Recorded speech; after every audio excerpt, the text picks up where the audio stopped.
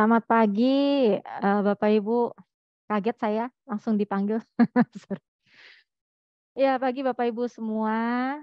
Mmm, Kedengeran ya suara saya ya?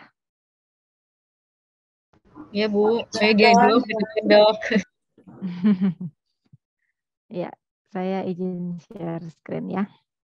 Ya Bapak Ibu terima kasih ya untuk invitation-nya pada pagi hari ini kita bisa, diskusi sama-sama. Ya ini sekilas tentang saya ya, saya kerja di Mitra juga sebagai dosen Untar. Dan kalau berhubungan dengan hipertensi dan diabetes itu nanti ini kan lagi ngomongin bahaya ya. Sebenarnya sih bahayanya bukan cuma buat, karyawan ya, tapi semua yang diabetes dan hipertensi tentu akan berisiko mengalami yang nanti akan kita bahas ya. Dan pada akhirnya komplikasi yang paling ditakutkan adalah salah satunya yang orang sering dengar adalah, soal cuci darah gitu ya. Dan kebetulan memang saya megang cuci darah juga di, Rumah Sakit Mitra. Oke. Nah, hari ini dikasih judul, bahayanya apa sih hipertensi sama diabetes, tapi bagi karyawan gitu ya. Ya. Nah, nah, kalau Bapak Ibu tahu ya, hipertensi itu sering dibilang sebagai tekanan atau tekanan darah tinggi ini sering dibilang sebagai si pembunuh diam-diam. Jadi dia silent killer. Jadi kita tidak bisa mengharapkan, "Dok nanti aja deh tunggu gejala," gitu. "Dok aku kok hipertensi tapi aku nggak pusing. Aku hipertensi tapi tengkuk aku nggak pegel, badanku nggak pegel." Nah, kalau tunggu badannya pegel, tunggu tengkuknya sakit, tunggu kepalanya sakit, itu berarti kemungkinan besar hipertensinya ini sudah mengalami komplikasi. Hipertensinya sudah masuk ke ranah yang bahaya. Ya, oleh karena itu hipertensi ini disebut the silent killer ya. Tahu-tahu eh ini ya, tahu-tahu pingsan gitu ya. Mungkin bisa kita ambil contoh baru-baru ini gitu ya, misalnya kasusnya Indra Bekti gitu ya. Tahu-tahu hipertensi dan tahu-tahu pingsan. Nah, sebenarnya hipertensi itu apa sih? Kita tahu bersama bahwa hipertensi itu sebenarnya tekanan darah tinggi ya. Suatu keadaan di mana kalau kita ukur tekanan pakai ini namanya sphygmomanometer ya, itu kita dapatkan tensi di atas itu kalau masih muda di bawah 60 tahun 130 ke atas. Ya, jadi bagi yang memiliki tensi di atas sama dengan 130, bagian atasnya itu sudah digolongkan hipertensi. Atau tekanan darahnya yang di bawah atau diastol itu yang di bawah itu di atas sama dengan 90. Ya. Jadi sekarang kita tidak lagi kalau yang di atas sama dengan 140 mungkin yang lansia ya. Tapi kalau yang muda-muda kita harapkan bahaya atau komplikasi dari hipertensi ini tidak muncul. Oleh karena itu kita butuh target tekanan darah yang lebih rendah supaya komplikasi tidak muncul. 130/90 ya. Nah, karena disebut silent killer, kenapa? Karena sering tanpa keluhan. Itulah kenapa penting sekali bagi orang-orang yang punya genetik hipertensi atau tekanan darah tinggi, entah orang tuanya, entah kakek neneknya, atau saudara-saudaranya, itu penting untuk ngecek hipertensinya atau tekanan darahnya berkala. Karena siapapun dapat kena hipertensi. Tapi memang kita ada beberapa faktor risiko. Ya, risiko ada beberapa yang tidak dapat dimodifikasi, artinya memang udah umur lah ya, semakin kita lansia atau semakin kita bertambah usianya, tentu pembuluh darah kita akan semakin kaku dan ini menyebabkan risiko tersebut atau risiko hipertensi ini akan meningkat. Jenis kelamin juga sama ya. Sorry to say bahwa jenis kelamin laki-laki itu lebih berisiko daripada perempuan.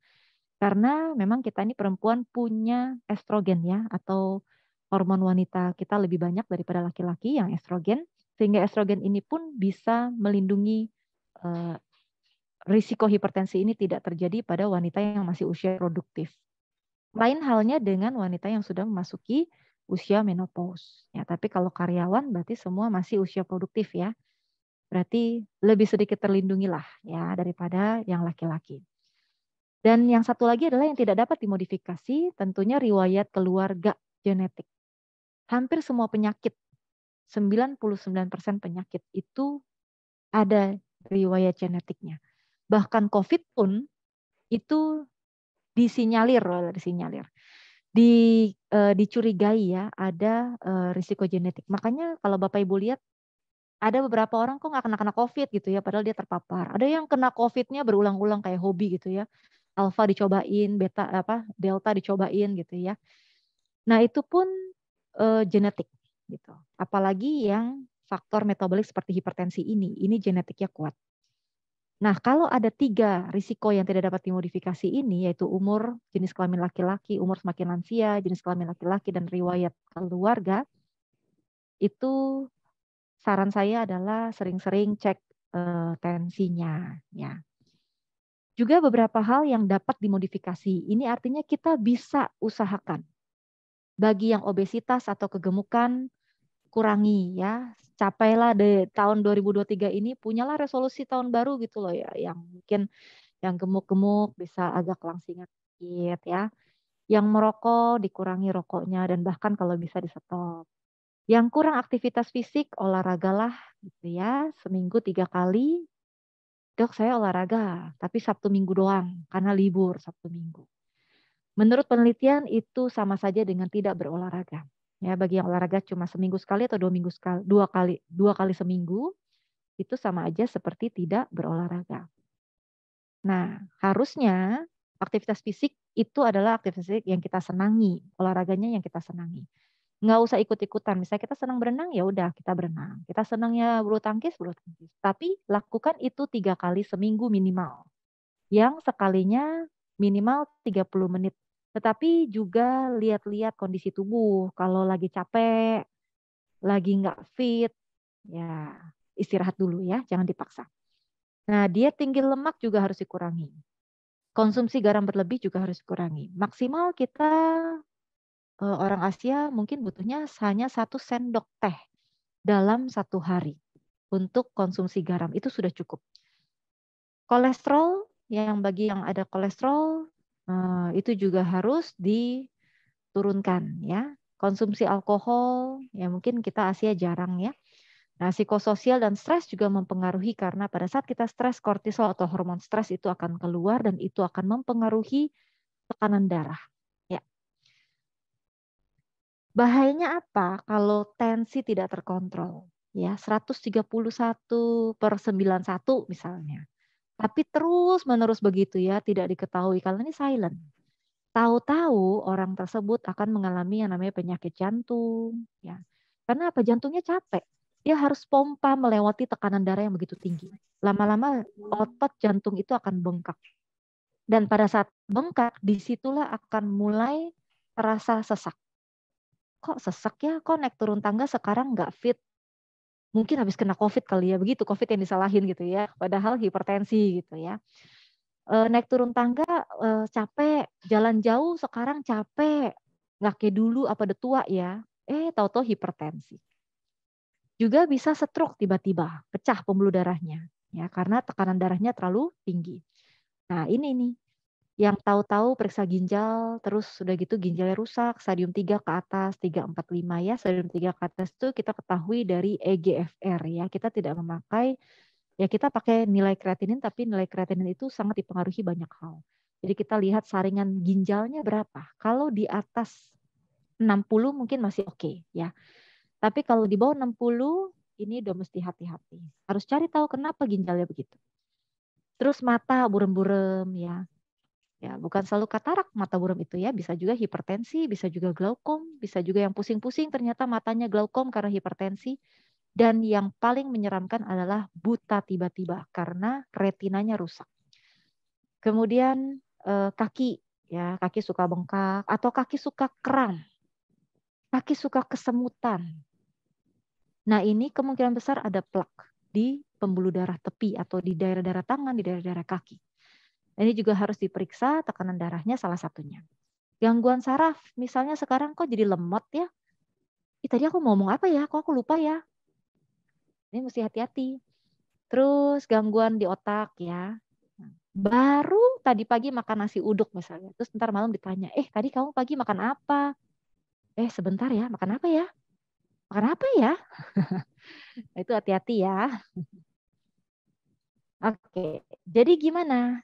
Ya kita atur pola makan, atur apa yang bisa kita atur. Ya kalau urusan yang tidak bisa dimodifikasi seperti umur dan sebagainya tadi, ya udah itu ya mau bagaimana kita nggak bisa atur kan? Masa kita bisa mundurin umur kan nggak bisa. Tapi kita bisa atur apa yang bisa kita atur, misalnya konsumsi gula. Sekarang mana sih makanan atau minuman yang tidak bergula? Hanya air putih saja yang tidak bergula. Bahkan sekarang pun air putih dikasih gula. Ya, jadi konsumsi gula harus dibatasi. Mungkin 4 sendok makan per hari, garam 1 sendok teh per hari.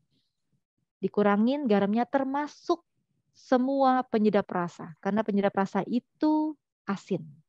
Itu garamnya pasti melebihi dari rekomendasi dosis harian. Namanya juga penyedap rasa, penambah rasa. Ya. Batasi makanan dan olahan dan cepat saji karena di situ pun banyak garam. Batasi daging berlemak, ya kalau mau pakai minyak-minyakan harus kurang dari 5 sendok makan per hari. Makan ikan sedikitnya 3 kali per minggu, tetapi yang bisa saya sarankan adalah ikannya harus bersisik. Dokter, ada yang mau nanya. Mau nanya sekarang atau nanti di belakang? Supaya Baiknya nanti bisa gimana? supaya nanti bisa digabung pertanyaannya. Mungkin ada yang sama Oke. nanyanya kan? Oke, di belakang aja, Dok. Silakan Ya, lanjutkan. baik Bu Sian, terima kasih. Nah, buah-buahan dan sayur-sayuran ini sudah sering kita dengar, Bapak Ibu kan? Makan banyak sayur, banyak buah. Tapi pada prakteknya nggak enak lagi sayuran, buah-buahan gitu ya. Tapi harusnya kita makan sayurnya bagaimana? Sayurnya itu harus setengah piring setiap kali makan atau 5 porsi ya. Wow, that's much ya. Itu banyak. Sayuran, buah-buahan 5 porsi itu banyak. Dan memang seharusnya begitu. Ya.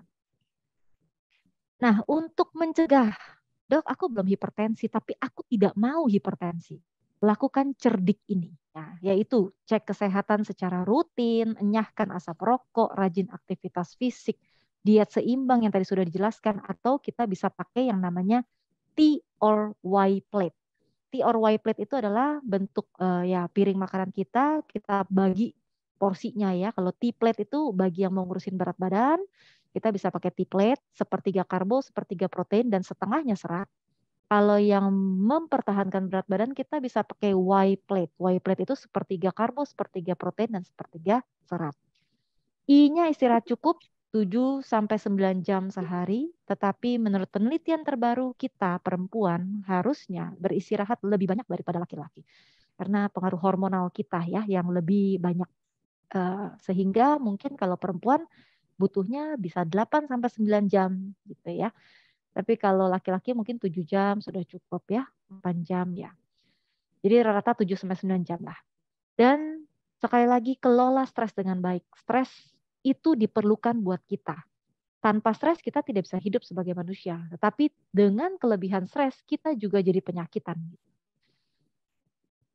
Dan ada 9 hal yang bisa kita, ini tips ya, bisa kita kontrol hipertensi, yaitu segera ketahui tekanan darah Bapak Ibu sekalian, yang normal di bawah 130/90, jangan ada angka 130/90. Kontrol tekanan darahnya kalau memang sudah terbukti tensinya tinggi, jangan denial gitu ya. Kok tensinya tinggi? Aduh dok, aku kan baru habis jalan jauh, langsung ditensi. Dok, aku baru habis naik turun tangga loh, langsung ditensi. Oke lah, kita terima dulu ya, kita terima dulu. Tapi 5 menit kemudian coba tensi ulang. Atau 10 menit kemudian coba tensi ulang. Kalau memang tinggi, berarti sudah darah tinggi. Ketiga, ingat tekanan darah tinggi itu sering tanpa gejala. Dan bahayanya adalah sering begitu gejala udah terlambat. Udah pecah sana sini, udah jantung sana sini dan sebagainya. Tekanan darah yang tidak terkontrol itu tentu akan menimbulkan komplikasi dan pastikan kalau memang sudah hipertensi, pastikan minum obat teratur. It's not the medicine, bukan obatnya yang menyebabkan jantung rusak, ginjal rusak. Dok, obatnya banyak banget, dokter. Yalah, saya cuma kasih 2 macam gitu ya. Darahnya 180/90 misalnya. Saya kasih 2 macam, dosisnya kecil. Langsung diprotes, dok, obatnya banyak banget, ginjal saya rusak. Pasti tidak pernah ikut edukasi PT TUV SUV ini ya. Jadi bukan obatnya yang bikin rusak, tetapi penyakitnya yang bikin rusak. Dan kita harus ketahui bersama bahwa obat sangat penting untuk menjaga tekanan darah yang memang sudah hipertensi. Harus teratur sesuai anjuran dokter, nggak boleh tambah-tambah sendiri, nggak boleh kurang-kurangin sendiri. Ketahui efek samping obat juga, ada beberapa yang tidak cocok juga, misalnya bikin batuk, bikin kaki bengkak, itu tinggal ngomong sama dokternya, nanti diganti. Hati-hati gunain obat bebas ya. Nah ini justru yang kadang-kadang bikin organ jadi rusak. Patuh ya. Ya, ini supaya ingat, jadi ada mnemoniknya, ada singkatan-singkatan. Jadi ada cerdik dan patuh untuk mencegah dan menterapi hipertensi. Baik, sekarang kita masuk tema kedua ya. Bagi ada yang pertanyaan, silakan di-keep dulu, nanti kita bahas di belakang. Nah, yang kedua ini tidak mau kalah ya. Diabetes ini Bapak Ibu tahu dari 10 pasien saya, itu 9-nya diabetes mellitus atau penyakit kencing manis. Satunya apa? Satunya hipertensi. Ya, jadi 2 ini adalah penyakit terbanyak di masyarakat kita sekarang.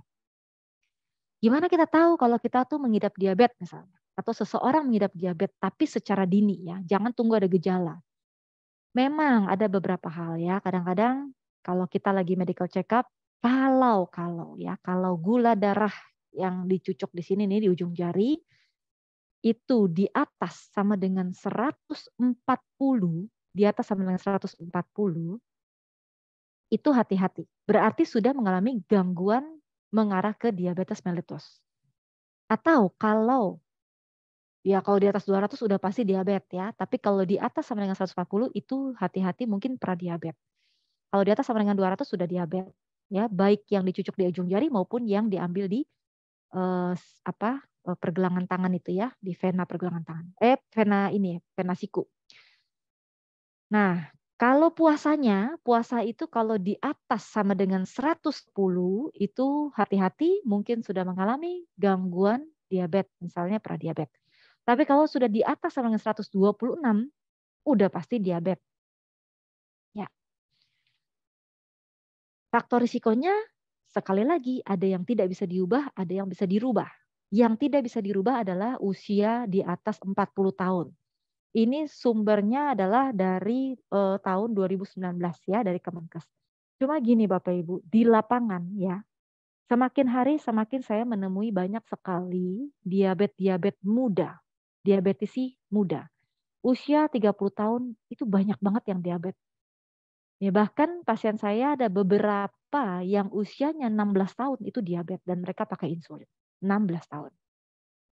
Bapak Ibu tahu kalau semakin muda seseorang kena diabetes, kena hipertensi, sudah pasti organnya terganggu. Sedangkan umurnya masih panjang harusnya. Tapi komplikasi itu sudah terjadi di usia muda. Berarti mungkin dalam 10-20 tahun ke depan yang harusnya mungkin masih fit, harusnya ya misalnya umur 30 tahun kena diabetes gitu ya. Harusnya 10 tahun 20 tahun lagi umur 40 masih muda kan.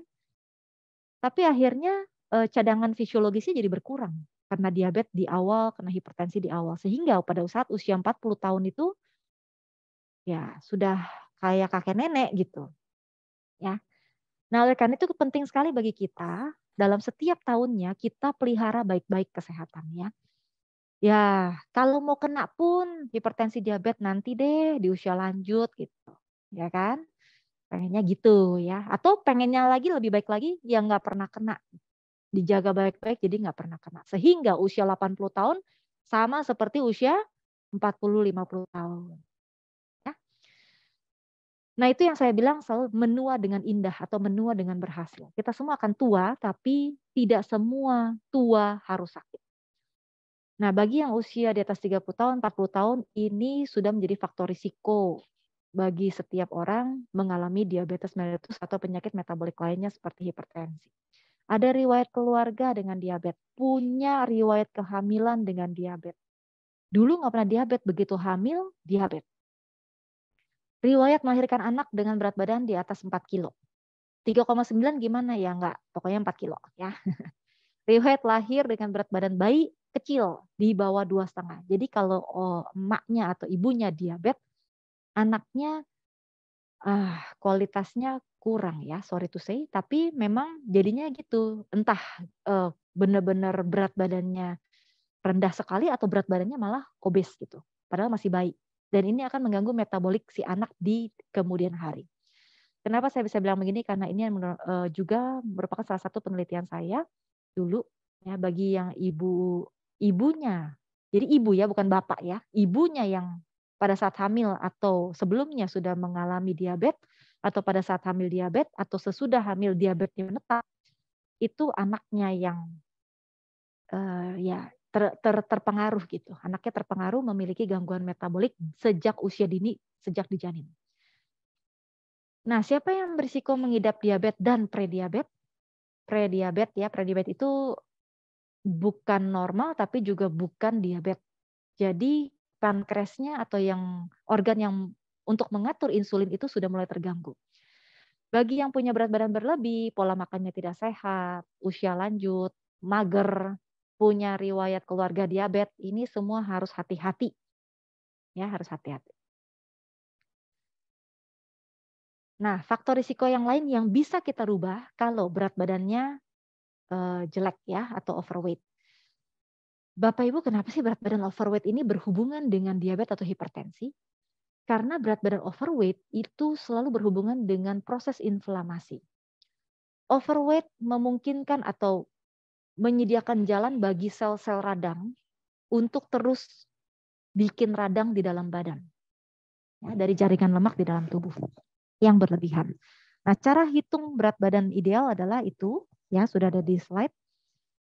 Ini adalah indeks massa tubuh, berat badan dibagi tinggi badan dalam meter dikali tinggi badan dalam meter kuadrat, tetapi ini agak sulit ya. Kalau mau lebih gampang, tinggi badan dikurangin 100 dikurangin 10%. Tinggi badan dikurangin 100 dikurangin 10%. Itu adalah berat badan ideal. Ya. Kurang aktivitas fisik ya, kayak menonton sekarang ya banyak ya.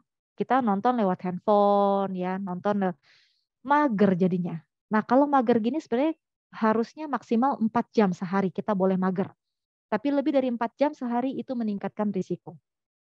Kolesterol tinggi, baik itu LDL maupun trigliserid.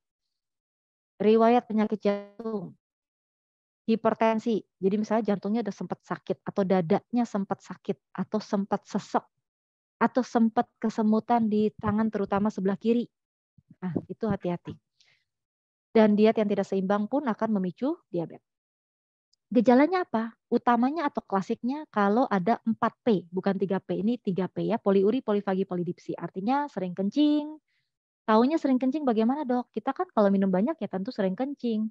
Ya, sering kencing pada saat tidur malam. Bangun malam hari normalnya tidak bangun sama sekali untuk kencing atau paling maksimal 1 kali bangun untuk kencing. Lebih dari itu bisa kita katakan sering kencing. Polifagi cepat lapar, baru makan 1 jam lagi lapar. Sering haus ya, minum terus gitu ya. Kayaknya haus aja, kering bibirnya, tenggorokannya kering. Dan satu lagi adalah penurunan berat badan yang tidak diketahui penyebabnya. Penurunan berat badan ini happy-happy enggak sih ya. Di satu sisi happy berat badan turun, di satu sisi enggak happy juga. Ternyata yang bikin berat badan turun adalah diabetes yang tidak terkontrol. Jadi kalau ada seseorang kita ketahui bahwa dia ada sakit diabetes dan tiba-tiba dia kurus, itu belum tentu diabetesnya baik. Bisa aja dan sering kali malah itu diabetesnya tidak terkontrol sehingga habis badannya dimakanin gula.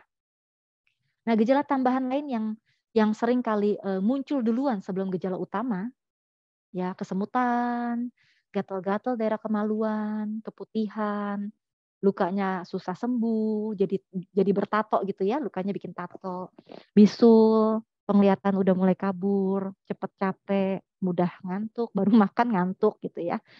Ya memang sih habis makan ngantuk wajar, tapi kalau terus-terusan begitu mungkin kayaknya nggak wajar ya. Impotensi ya. Oke. Nah, bahayanya apa? Bahayanya adalah sama sih seperti hipertensi ya, tapi ini gula ini kan dari ujung ke ujung. Otak pun perlu gula, tentu dia akan bikin sumbatan di otak yang akan jadinya stroke sumbatan. Kalau hipertensi, kalau ketinggian bisa jadi dia stroke perdarahan. Ya. Penyakit jantung koroner kenapa? Karena sumbatan. Ya, banyak plak di pembuluh darah, jantung tidak bisa lewat aliran darahnya, jantungnya ngambek, berhenti dia. Impotensi ya, tidak bisa ya. Ini karena gula darah terlalu tinggi, kental ya, jadi impotensi. Buta tiba-tiba karena retinanya rusak, sarafnya rusak, dan kesemutan. Kalau seseorang kesemutan itu hati-hati, berarti sarafnya sudah mengalami gangguan. Dan saya ingatkan untuk penyakit saraf itu recovery-nya susahnya bukan main. Organ yang paling susah recovery adalah saraf. Bayangkan kalau rusak sarafnya di otak. Makanya kita lihat orang stroke ya begitu-begitu aja. Ya. Kalaupun stroke ringan, balik dia seperti sempurna. Sebenarnya tidak. Pasti kekuatannya kurang 1 poin. Pasti. Nah, terus bisa juga gagal ginjal dan glukosa yang sangat tinggi dapat menyebabkan penurunan kesadaran atau pingsan. Jadi yang namanya pingsan bukan cuma drop gulanya, ya, tetapi ketinggian pun bisa bikin tidak sadar.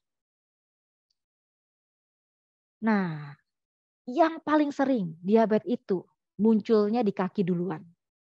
Kakinya luka, nggak ngerti kenapa tahu-tahu luka. Mungkin sepatunya kurang tepat, mungkin jalan di mana nggak pakai alas kaki, mungkin pakai refleksi yang batu-batu itu, ya, itu semua tidak baik. Bagi penyandang diabetes atau bagi yang tidak mau juga kakinya kenapa-kenapa, ya harus pakai alas kaki yang baik, alas kakinya yang empuk, yang nyaman, jangan terlalu sempit, jangan juga pakai hak tinggi, misalnya ya, karena ya kita karyawan, kita banyak aktivitas ya di depan komputer, tapi juga harus ke sana kemari gitu ya. Kemudian untuk refleksi yang menggunakan batu saya kurang setuju ya, itu saya kurang setuju. Nah, risiko untuk terjadi kaki diabetes yang sangat-sangat sering dari penyandang diabetes itu kenapa? Karena jaringan saraf kakinya rusak ya, sensasinya udah nggak ada sehingga luka sedikit tidak dirasa. Tahu-tahu makin lebar dan akhirnya sudah menjadi kaki diabetes dan akhirnya harus diamputasi. Nutrisinya udah pasti kalau sarafnya rusak, pembuluh darahnya rusak, nutrisi ke kaki tidak baik ya, tambah rusak, tambah runyam. Nah, ini risikonya banyak pada usia lebih dari 40 tahun menggunakan beberapa bentuk tembakau seperti rokok, vape dan sebagainya. Kemudian memang sudah cacat anatomis, misalnya kakinya jinjit sebelah gitu ya, atau dulu mungkin pernah patah atau gimana, cacat anatomis gitu, ada riwayat luka di kaki juga atau riwayat amputasi sebelumnya. Luka sekecil apapun di kaki itu harus diobatin secepatnya. Nah, gimana supaya kita punya kaki yang baik, punya aliran darah ke kaki yang baik, karena dia letaknya paling rendah, tentu dia yang paling menderita seringnya. Apalagi orang dengan diabetes. Kita lakukan senam kaki diabetes. Ini sederhana tapi sangat bermanfaat untuk mengurangi atau mencegah terjadinya amputasi kaki. Gampang bener latihannya. Jadi kalau lagi duduk nih, lagi ngerjain apa di komputer gitu ya, udah posisi duduk, kita putar-putar kaki kita seperti yang nomor 2 tuh, putar ke kanan, putar ke kiri gitu ya. Putar kanan 8 hitungan, putar kiri 8 hitungan. Terus kita tekuk kakinya depan belakang kayak injek rem dan lepas rem ya. Nomor 3 ya, injek rem, lepas rem. 8 hitungan ke atas, 8 hitungan ke bawah. Dan putar-putar lagi setelah itu. Sesimpel itu, dengan senam kaki diabetes sesimpel ini, aliran darahnya lancar banget. Ya, ini based on penelitian ya, berdasarkan penelitian. Dan ini dilakukan setiap hari secara teratur di mana saja. Apalagi kalau kakinya terasa dingin, tangannya terasa dingin. Udah berarti saraf atau pembuluh darahnya nggak jalan. Darahnya nggak jalan. Cepet-cepet latihan senam kaki atau senam tangan. Tangan juga bisa dilatih ya, begini-begini ya. Oke. Nah, 6 langkah sehat mencegah diabetes yaitu sekali lagi hentikan rokok, pertahankan berat badan ideal, aktivitas fisik yang baik, konsumsi makanan yang baik, rutin cek darah, dan diabetes ini memang silent killer juga sama, kelola stres dengan baik. Karena tentu lebih baik kita mencegah daripada mengobati. Lebih baik kita perilaku hidup bersih dan sehat dari sekarang daripada pada saat sudah sakit, percuma ya. Ya nggak percuma sih, cuma terlambat ya. Nah, tips hidup sehat bagi penyandang diabetes, batasilah semua makanan ini ya, gula pasir, gula Jawa, gula aren kayak gula merah. Dok kan gula Jawa, gula aren, gula merah lebih bagus. Tetap aja mereka gula. Sirup-sirup, makanan, minuman-minuman ringan, minuman kemasan ya, selai, jelly, agar, puding manis, manisan buah. Sebentar lagi mau puasa ya. Habis puasa muncullah ini loh, manisan-manisan buah ya. Susu-susu kental manis ya, es krim, kue-kue manis, dodol nih loh. Bentar lagi Imlek, banyak banget dodol bertebaran di kanan dan kiri, banyak banget kue-kue bertebaran. Coklat ya, hindari. Banyak makan lemak juga hindari. Ya, goreng-gorengan, fast food. Natrium seperti makanan kaleng, telur asin, ikan asin, hindari. Jadi makan apa dong, Dok? Banyak ya, makanannya sebenarnya banyak. Nah, jadi gimana caranya kalau kita atau seseorang terdiagnosis diabetes? Ya, ikutin edukasi seperti ini. Selalu ada pilar ya. Pilarnya 4 ini. Pilar untuk mengobati diabetes adalah terdiri dari pilar 1, edukasi. Karena edukasi penting, diingatkan lagi. Karena godaan itu banyak kan Bapak Ibu ya. Godaan banyak ya, temptation tuh banyak. Jadi selalu harus diedukasi, disuluhin, dikonselingin. Lakukan aktivitas fisik secara teratur, yaitu baik, benar, terukur, dan teratur. Bukan cuma, ya udahlah yang penting aku olahraga. No, olahraga pun harus baik, benar, terukur, dan teratur. Kalau cuma asal olahraga, percuma. Konsumsi obat secara teratur, monitoring kadar gula sesuai dengan petunjuk dokter. Nah, ini loh mitos dan fakta diabetes. Katanya orang yang diabetes nggak boleh. Ini kenapa saya masukin ini? Karena beberapa hari sebelum ini, mungkin karena tahun baru ya, jadi banyak yang ayo donor darah gitu ya. Ternyata pasien diabetes kan banyak banget. Nah, ternyata penyandang diabetes itu bisa mendonorkan darah, dapat menjadi pendonor darah ya, selama kadar gula darahnya bagus. Dan perempuan penyandang diabetes katanya sebaiknya tidak hamil. Katanya nanti kalau hamil kan ibunya rusak, anaknya rusak. Ya, ya hamil mah hamil aja gitu ya, tapi tetap dikontrol gula darahnya secara baik. Ya, tetap hamil ya apa-apa hamil. Tetap nanti bayinya bisa sehat ya. Kalau gula darahnya bagus ya tetap bayinya sehat walaupun dia menyandang genetik itu. Take home message sebagai kesimpulan, hipertensi dan diabetes merupakan 2 penyakit metabolik terbanyak pada zaman sekarang ini. Gejala awalnya bisa tidak ada, 80% mungkin asimptomatik atau tidak ada gejala, tapi kalau sudah bergejala itu biasanya sudah lanjut dan komplikasi sudah terjadi. Atau yang bisa kita bilang sudah agak terlambat. Tapi tentu tidak ada yang terlambat kalau kita mau hidup sehat ya. Maka itu lakukan screening secara berkala, terapkan gaya hidup sehat, positif thinking, punya mental yang sehat. Dengan mental yang sehat pun kita akan membuat sel-sel tubuh kita sehat. Nah, kalau sudah sakit, ya udah, lakukan cerdik dan patuh dan minum obat secara teratur. Nggak ada lagi istilah minum obat mengganggu jantung ataupun ginjal. Justru tidak minum obat, penyakitnya yang bikin jantung ataupun ginjal ataupun organ-organ lain itu rusak. Baik, sampai di sini. Terima kasih. Bagi yang mau bertanya silahkan. Bagi yang malu-malu bertanya di sini boleh kontak saya di email atau lihat di Instagram atau di website. Terima kasih. Oh, bukan karena kena hipertensi ya?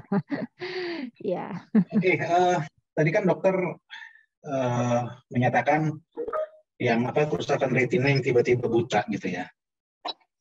Nah, konteksnya sebenarnya saya cuma pengen tanya, apakah itu benar-benar tanpa gejala? Ya, udah Pak, itu aja pertanyaannya. Oh, ada lagi sih beberapa.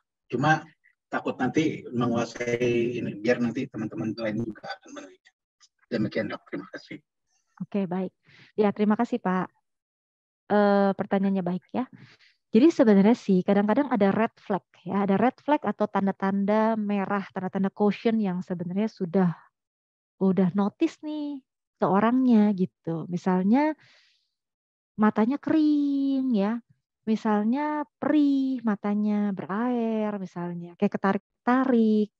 Nah, itu sebenarnya adalah red flags atau notification dari organ tubuh yang mau kasih tahu ke orangnya kalau ada sesuatu something wrong di penglihatan, sistem jaras penglihatan. Juga misalnya floater itu sering juga. Ya, floater tuh apa? Kayak kita ngelihat kan harusnya jernih nih ngelihatnya. Tapi sering kayak ada debu-debu beterbangan di dalam mata. Kayak ada item-item beterbangan di dalam mata. Nah, yang kayak begini pun sebenarnya red flag. Itu sebenarnya kita udah mesti periksa. Tapi memang ada yang gak ada gejala langsung tiba-tiba buta. Itu ada. Sorry dok, Ya. untuk yang tadi dokter bilang seperti ada debu-debu, itu intensitasnya sering atau sesekali?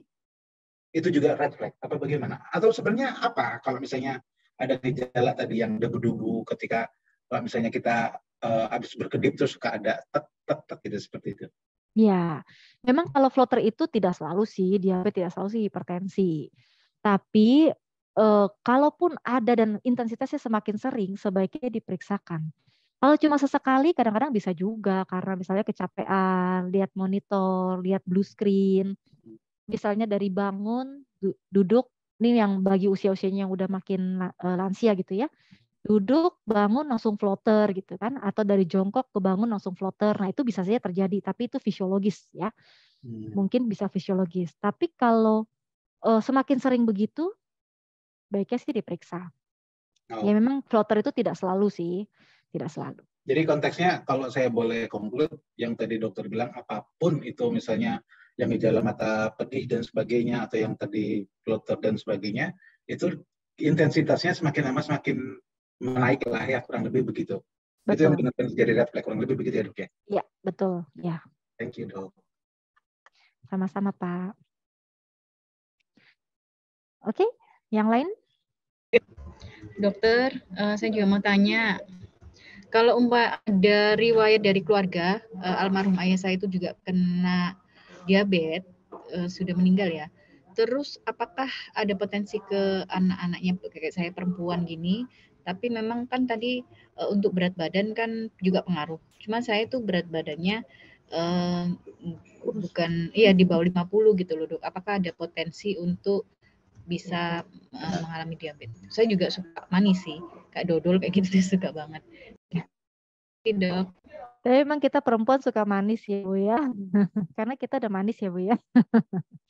Sorry ya untuk almarhum Bapak ya, maaf.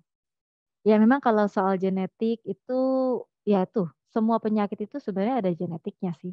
Ya, jadi bisa aja turun ke ini dulu saya sering dengar kalau yang sakit orang tua laki nanti turunnya ke anak perempuan, kalau yang sakit orang tua laki perempuan turunnya ke anak laki. Sebenarnya sih nggak begitu. Baik orang tua laki maupun perempuan bisa turun ke anak lakinya atau anak perempuannya atau cucu lakinya atau cucu perempuannya. Semuanya punya kans yang sama untuk kena. Ya tapi yang nggak tahu siapa yang bisa kena gitu. Tapi semuanya harusnya menyandi genetik dari kedua orang tuanya. Ya, jadi kalau emak bapaknya diabetes, most likely anaknya diabetes secara genetik. Kalau dia salah makan sedikit aja atau pola hidupnya salah, diabetesnya terjadi. Itu kejadiannya begitu memang sehari-hari di lapangan. Ya memang begitu teorinya begitu, kejadiannya begitu. Ya jadi bisa Bu. Jadi ada potensi ya. Jadi untuk harus check up berkala kayak gitu itu ya, pola makan begitu dok ya. Iya betul. Ada potensi ya anak-anaknya secara genetik untuk penyakit diabetes itu tadi ya dok ya. Betul, ada genetik. Kalau salah satu orang tua yang kena diabetes misalnya ya anak-anaknya mungkin 50%. Misalnya kalau kita bisa angkain gitu ya. Tapi memang tidak ada angka yang pasti ya. Tapi memang kans itu 50% misalnya. Tapi kalau keduanya orang tuanya yang diabetes misalnya. Nah itu jadinya naik kan kansnya bisa 80%, bisa mungkin 100% diabetes gitu. Walaupun berat badan nggak jadi acuan ya. Walaupun kurus atau gemuk, kalau dari genetik ada potensi ke sana ya dok ya. Betul. Walaupun kurus tidak menjamin dia tidak diabetes. Walaupun kurus tidak menjamin dia tidak kolesterolan ataupun darah tinggian. Bahkan pasien kurus saya Bu, itu trigliseridnya 3000. Normalnya di bawah 150. Dia kurus, perempuan kurus. Genetik karena ibunya pun begitu. Baik dok, terima kasih dok penjelasannya. Halo dok. Halo ya. Ini saya penderita darah tinggi dan juga minum obat ya rutin tiap hari. Penderita darah tinggi itu masih bisa disembuhkan nggak? Atau selamanya minum obat ya? Nah ini pertanyaan baik, semua pertanyaan baik ya. Sebenarnya gini, bisa disembuhkan atau tidak itu sebenarnya gini, tergantung ya. Misalnya Bapak tuh pertama kali terdiagnosis darah tinggi itu umur berapa? seberapa banyak organ yang sudah terkena karena darah tinggi itu. Kalau misalnya cepat-cepat nih, tahu cepat-cepat ya, misalnya baru 131/90-an itu prehipertensi, ya sama kayak prediabetes. Artinya prehipertensi ada kecenderungan untuk hipertensi, memang sudah gangguan, bukan yang normal gitu. Dan itu pun kalau dengan faktor risiko lainnya, misalnya diabetes, ada obesitas dan sebagainya, diobati juga prehipertensi itu supaya tidak berlanjut komplikasinya. Nah, kalau misalnya baru prehipertensi, organ-organnya masih pada bagus, pola hidupnya dirubah, semua faktor risikonya jadi baik, itu bisa lepas obat. Itu sudah dibuktikan, ya, itu bisa lepas obat. Tetapi tentu harus monitor ketat tensinya, karena biar bagaimanapun punya riwayat prehipertensi atau hipertensi. Tapi misalnya pada saat ketahuan tensinya tinggi banget grade 2, apalagi grade 3. Grade 2 itu misalnya di atas 140, di atas 160, grade 3 di atas 180, itu sih biasanya susah kalau mau lepas obat. Ya, kalau semakin tinggi grade-nya semakin susah mau lepas obat. Karena apa? Karena organ-organnya biasanya udah banyak yang kena, pembuluh darahnya, ginjalnya. Yang ngatur tekanan darah itu ginjal, bukan jantung. Yang ngatur tekanan darah itu si ginjal. Jadi tentu kalau darahnya tinggi banget, grade 2, grade 3, ginjalnya capek. Dia harus turunin, aduh kalau dia bisa ngomong ya, aduh tensi ini orang tinggi amat sih, aku kan capek gitu kan nurunin ini. Ginjal yang mengalami gangguan karena capeknya dia ngatur tekanan darah, ya gangguan kan dia, itu akan menyebabkan tensinya susah turun. Jadi pedang bermata dua, hipertensi bikin ginjal rusak, ginjal yang sudah rusak bikin hipertensi susah turun. Nah, kalau udah posisinya begitu, ya agak sulit untuk bisa lepas obat. Terkontrol dengan lepas obat agak sulit. Makanya semakin awal, semakin baik, semakin punya kans untuk bisa lepas obat dan hanya mempertahankan gaya hidup sehat. Gitu, Pak. Kalau nggak ada lagi, saya mau tanya. Oh, enggak. Kebiasaan jadi dosen gitu. Ada lagi? Halo dokter, selamat siang. Ya, selamat siang. Aduh, suaranya lembut sekali. Dokter, aku mau tanya. Kemarin itu kan memang ada riwayat pengalaman orang tua aku diabetes. Nah, diabetesnya itu kan udah komplikasi ya dok, udah sampai ke hipertensi dan gagal ginjal. Nah, sebenarnya concern kita tuh untuk ngobatinnya lebih ke mana sih dok? Karena kemarin itu diabetesnya normal, terus tiba-tiba darah tingginya naik, terus darah tingginya normal, diabetesnya naik gitu. Jadi buat selanjutnya gitu dok, biar sama-sama belajar. Aku kan otomatis juga berarti punya riwayat keturunan kan dari orang tua, jadinya biar belajar gitu dok untuk stabilin biar semuanya normal tuh gimana sih dok? Ya. Terima kasih. Ya, terima kasih. Ya, jadi memang kalau sudah 2 penyakit masuk ya, diabetes, hipertensi, apalagi misalnya organnya sudah terganggu, ini memang agak sulit. Ya, agak sulit. Tapi bukan berarti nggak bisa. Agak sulitnya hanya karena nanti akan jadi monitoring ketat. Karena semua itu harus sama-sama turun. Diabetesnya harus sama-sama turun, tensinya, gulanya, kolesterolnya, overweight-nya. Ada salah satu aja yang belum terkontrol, itu akan menyebabkan si satu lagi sulit. Jadi gampang fluktuasi. Seperti yang tadi Ibu bilang. Entah kalau diabetesnya bagus, tensinya tinggi. Entah tensinya bagus, gulanya naik. Itu berarti sebenarnya dua-duanya belum terkontrol. Dua-duanya belum terkontrol. Dan selama dua-duanya belum terkontrol, belum stabil, itu akan fluktuasi terus. Antara satu bagus, antara satu jelek. Nah, itu yang jadi dibilang agak sulit. Tapi bukan berarti nggak bisa. Karena udah dua yang masuk nih. Kalau satu, fokus kita satu buat ngobatin satu, itu akan jadi lebih mudah, ya kan? Tapi kalau fokusnya dua, apalagi 2 dan seterusnya, 2 dan 3 dan seterusnya, itu akan jadi lebih susah. Karena kita harus benar-benar, selain fokus kita jadi banyak gitu. Fokusnya monitoring gula ketat, monitoring tensi ketat. Nah, Untuk diabetes pun sebenarnya ada hal-hal yang kita mesti perhatikan. Nggak segampang itu juga ngatur diabetes. Yang penting gulanya bagus. Udahlah nggak usah makan misalnya ya. Ternyata orang diabetes kalau nggak makan, gulanya malah makin tinggi. Karena badannya dipecah untuk menghasilkan gula. Karena nggak mungkin, si badan nggak mungkin membiarkan otak dan jantung untuk tidak dapat gula. Dua organ itu, otak dan jantung, harus selalu disuplai gula dalam keadaan cukup. Tidak berlebih, tidak berkurang. Kurang pingsan, kurang serangan jantung, lebih pun pingsan dan serangan jantung. Nah, oleh karena itu badan punya mekanisme tertentu yang membuat si gula ini tetap stabil pada dosisnya masing-masing badan orang. Nah, untuk bikin gula bagus itu kita sebagai, kalau saya dokter gitu ya, itu mesti perhatikan yang namanya ABCDEF pada orang itu. A-nya misalnya age ya, usia orang itu. Karena beda penanganan lansia dengan yang bukan lansia. B-nya adalah BMI atau indeks massa tubuh. Karena beda untuk menangani orang yang kurus dengan orang yang gemuk. Sama-sama diabetes, sama-sama hipertensi. C-nya adalah komorbid atau penyakit penyertanya. Akan berbeda kalau orang ini diabetes dengan diabetes dan hipertensi dan ada ginjal misalnya. D-nya duration of diabetesnya. Udah berapa lama kena diabetes. Itu akan menjadi pertimbangan sendiri. E-nya adalah estimation of life. Ya, harus bijak juga. Misalnya kita punya orang tua atau kita punya nenek kakek atau siapalah gitu ya. Jangan pakai kita punya keluarga lah ya.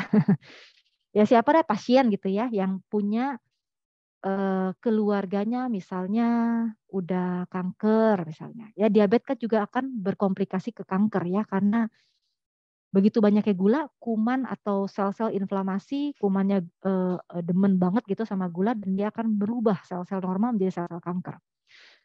Misalnya kanker. Nah, kanker ini udah tahap lanjut. Gulanya tinggi-tinggi terus, udah lansia lagi orangnya.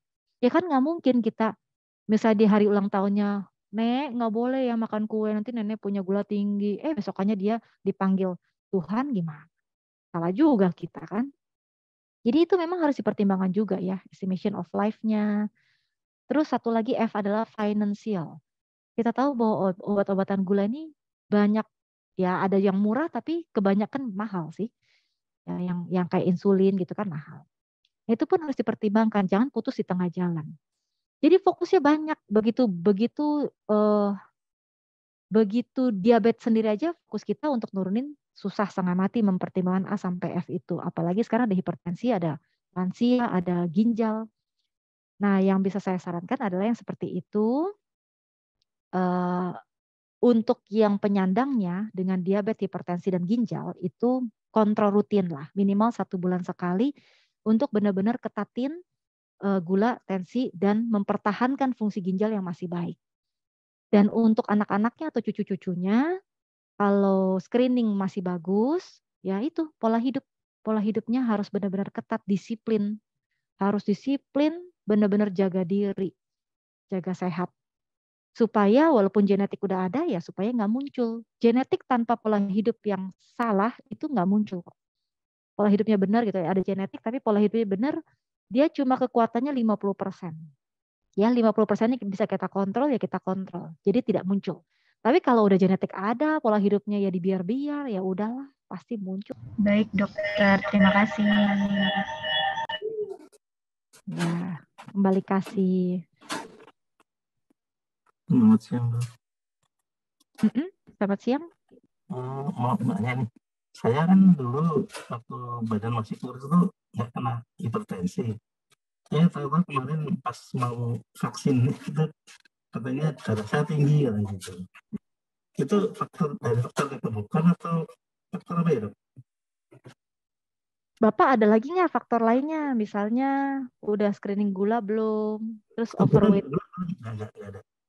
Gulanya rendah. Gulanya, gula. Sebentar. Gula rendah itu jangan-jangan diabetes loh. Normal, 150. Normal. Ya, gula normal ya. Terus gimana itu kolesterol, overweight-nya? Agak tinggi, 206 kemarin. Terus overweight-nya bagaimana overweight? Overweight-nya? Over kayaknya. Over. Iya. 160, 170, berat badan saya 100. Lebih kali.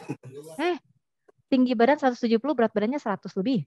Ya 102 kalau nggak salah. Waduh. Itu ada pengaruh dari hipertensi bukan tuh? Atau Iya. Iya.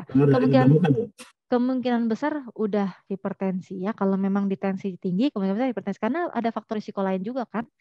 Overweight, kolesterol.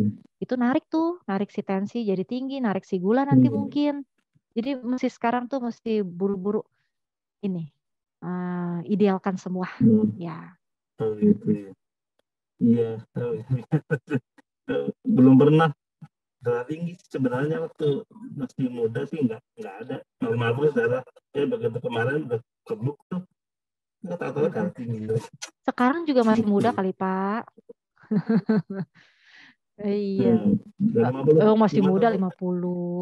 Nanti 80 baru kita bilang tua gitu. Jadi pengaruh kegemukan ya Bu? Iya, overweight-nya pengaruh, kolesterol pengaruh, akhirnya tensinya ikut naik ya. Iya. Kalau gula normal sih. Gula normal ya. Ya harus cepet-cepet deh turunin. Oke. Yuk sini saya turunin lah. Makasih Dok. Iya, sama-sama. Selamat siang.